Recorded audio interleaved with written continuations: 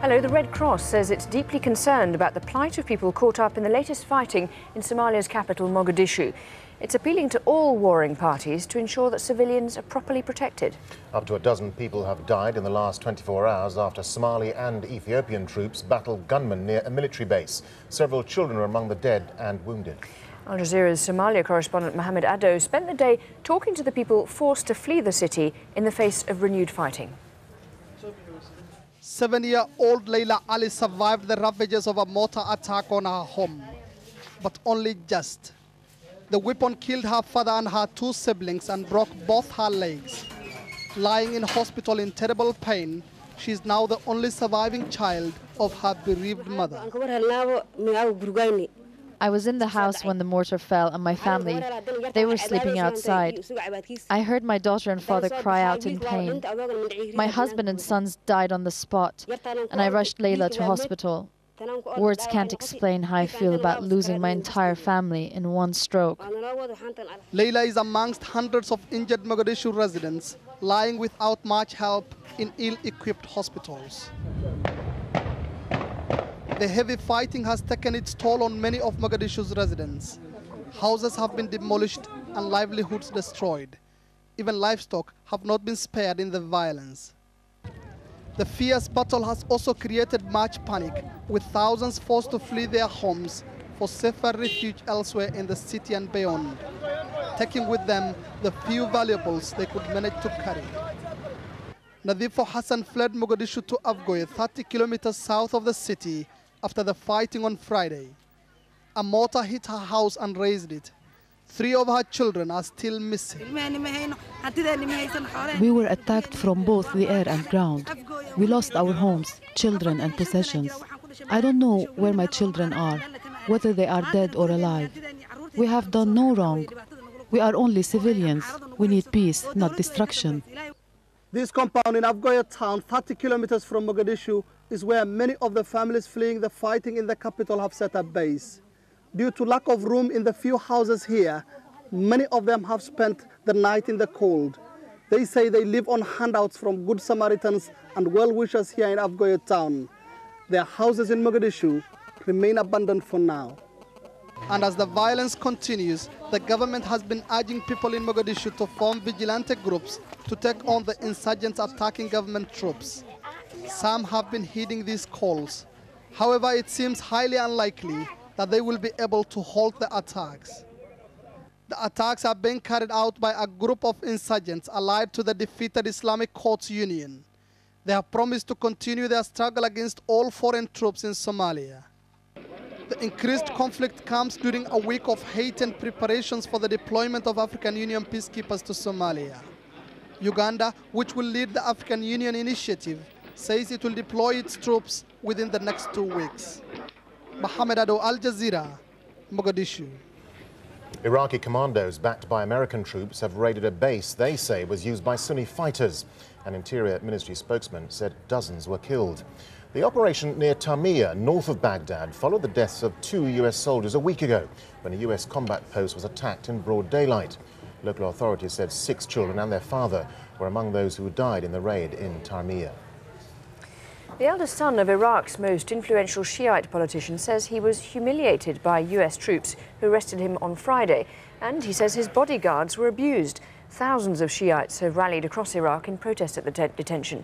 Aymar al-Hakim, whose father is leader of the Supreme Council for the Islamic Revolution in Iraq, was detained for 12 hours as he returned from Iran.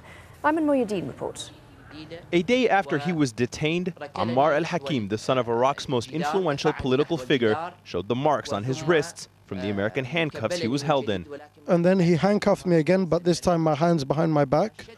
And he pushed harsh on my wrists, and here are the marks on my wrist. They're still there from the handcuffs. The dispute, according to al-Hakim, began when an American soldier accused him of entering Iraq on an expired passport. But the passport, Hakim claimed, had been extended. That wasn't enough for the soldier, and his entourage were detained for several hours. He discounted an American military statement that said they were treated with respect and dignity. I was surprised that the Americans described their arrest of me as something that was done in an appropriate manner. The move drew a rare public apology from the highest U.S. official in Iraq. I'm sorry about the arrest. We don't know the circumstances for the arrest, and we are investigating. We do not mean any disrespect to Sayyid Abdulaziz Hakim or to his family. But that apology did little to quell the condemnation from religious and political figures, including followers of Muqtada al-Sadr. We condemn the act by the forces of the occupation, and we say, as Muqtada said, any violation for a good Iraqi person is a violation of me. What makes al-Hakim's detention so important is his father, this man, Abdulaziz al-Hakim, the religious and political leader of the Supreme Council for Islamic Revolution in Iraq, a close U.S. ally in what the U.S. says are its efforts to stabilize the country. Syria is the country's largest political bloc with a strong Shia base and close ties to Iran. The U.S. has recently stepped up its efforts to curb Iranian influence in Iraq with several arrests and raids. To some Shias, such an arrest could be viewed as antagonistic, something the U.S. certainly wants to avoid among Iraq's large and powerful Shia population. Ayman Muhyiddin, Al Jazeera.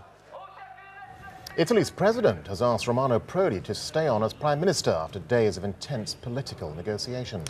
President Giorgio Napolitano has backed Prodi, but he says he must now face a vote of confidence and demonstrate that his coalition can command a majority. Nazneen Moshiri has the latest from Rome. It's been a long few days for President Giorgio Napolitano, who's been carrying the responsibility of a nation. He spent hours mulling over his options. His conclusion, Romano Prodi should stay. Despite the contrary opinion of the opposition, in this case it's clear that at the moment there's no other concrete alternative than to send back the government in Parliament.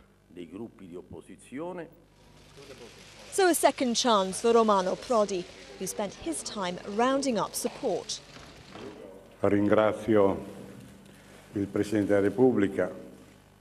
I thank the President of the Republic for the trust he showed to me and the majority which supports me. This red carpet has been laid out here at the Quirinale, the presidential palace, for Romano Prodi. He'll be hoping both the Senate and Parliament give him the vote of confidence he needs. Even if Prodi gets that vote of confidence, he still has a huge task ahead of him. For now, he's got his coalition's support. They don't want fresh elections, which they could lose, giving Silvio Berlusconi the comeback he wants. But unfortunately for Prodi, the foreign policy splits which created this situation still exist. The problem is solved until the next time, and the next time can be in a month, probably not in a month, but it could be in 6 months, it could be in 12 months, because the coalition composition hasn't changed, so the problems which created the crisis last week will remain. There's relief amongst a weary Italian public that at least for now they have a prime minister. I hope this serves as a lesson and that Prodi will go all the way to the end of his term in office. I know the problems aren't over, they will persist, but I think from now there will be a greater sense of political responsibility. These rooms are scene of many Italian crises. President Napolitano will be hoping the drama is now over. Nazanin Moshiri, Al Jazeera, Rome. Well, let's take a look now at the challenges facing Prime Minister Romano Prodi. His coalition is made up of 9 parties from a broad political spectrum, including the Green Party, Communists and Socialists. Just last week, Prodi described it as a ragtag band of mercenaries. In 2006, he formed the coalition, which won a national election with a majority of just 1 seat in the Italian Senate. His government is often referred to as the Catholics to Communists coalition. But it was a vote on foreign policy that was the final blow. Communist members of the coalition rebelled over keeping Italian troops in Afghanistan and the expansion of a US airbase in northern Italy. And now the embattled Prime Minister faces a vote of confidence in Parliament to prove he has enough support to carry on governing the country.